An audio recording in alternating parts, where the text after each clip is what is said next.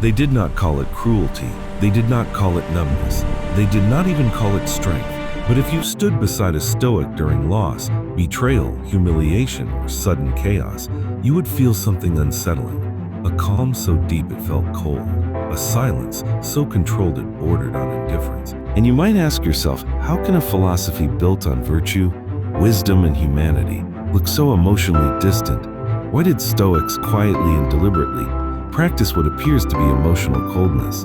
To understand this, we must strip away modern assumptions. Today we are taught that emotional expression is health, that vulnerability must always be visible, that feeling deeply is proof of being alive. The Stoics lived in a different world, a brutal world, a world of war, slavery, exile, disease, political executions, and sudden ruin. For them, emotions were not harmless inner experiences. Emotions were forces that could destroy judgment, invite manipulation, and collapse a life overnight. Emotional coldness was not a lack of feeling, it was armor. The Stoics believed that most human suffering does not come from events themselves, but from our judgments about them. This idea sounds comforting until you realize how radical it is.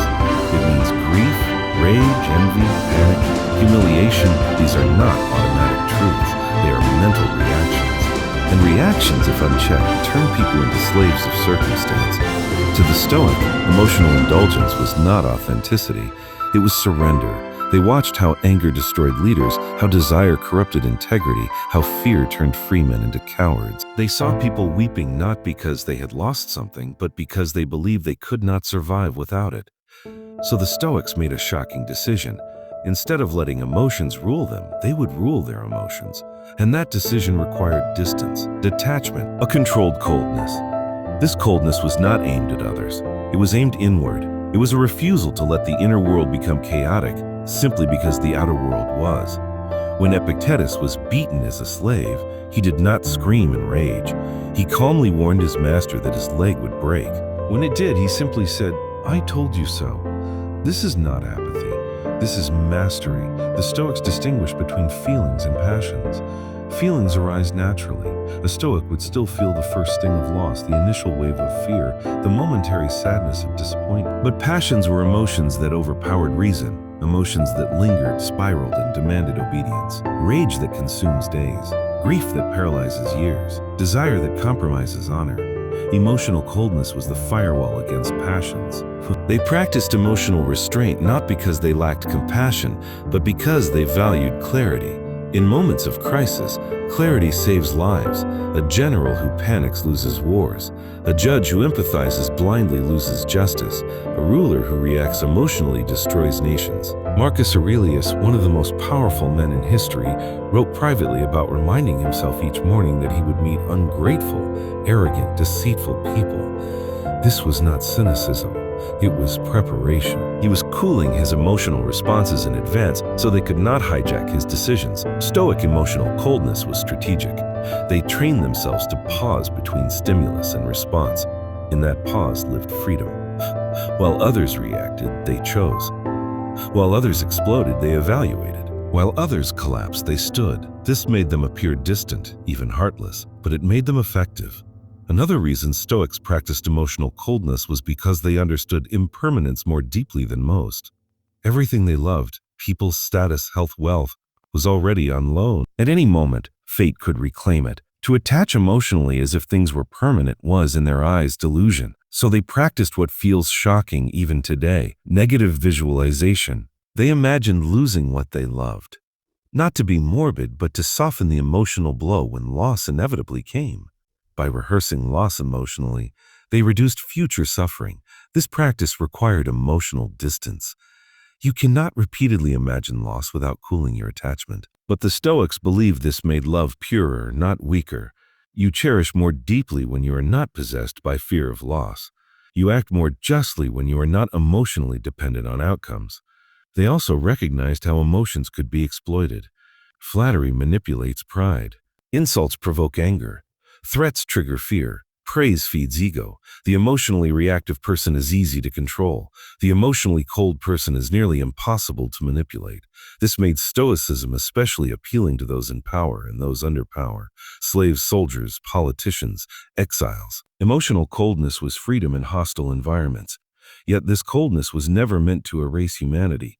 Stoics believed in kindness, justice, and duty to others, but they believed compassion should be guided by reason, not drowned in emotion. Pity that weakens judgment helps no one. Rage at injustice without strategy achieves nothing. Tears without action change no outcomes. Consider grief. Stoics did grieve. Marcus Aurelius grieved his children. Seneca grieved friends, but they refused to let grief consume their identity. They believed prolonged grief was not loyalty, it was self-harm. The dead do not benefit from our suffering. The living do. Emotional coldness allowed them to return to duty faster, to continue serving the world despite personal pain. Modern readers often misunderstand this. They imagine Stoics as unfeeling statues, suppressing everything human. In reality, Stoics felt deeply, but briefly. They allowed emotions to pass through them like weather, not take residence. Emotional coldness was not repression. It was non-attachment. There is a crucial difference. Repression pushes emotion down where it rots and resurfaces violently. Stoic detachment observes emotion, names it, questions it, and releases it. This requires discipline. It requires inner strength. It requires a willingness to be misunderstood. Stoics accepted that others might call them cold, distant, or arrogant. They valued inner peace over external approval. To them, being emotionally warm but mentally enslaved was far worse than being emotionally cool but inwardly free. They also understood that constant emotional stimulation weakens the mind. Today we live in a world of outrage cycles, emotional overexposure, and performative feelings. Stoics would see this as dangerous. Emotional coldness was a form of conservation. They rationed emotional energy, spending it only where it mattered.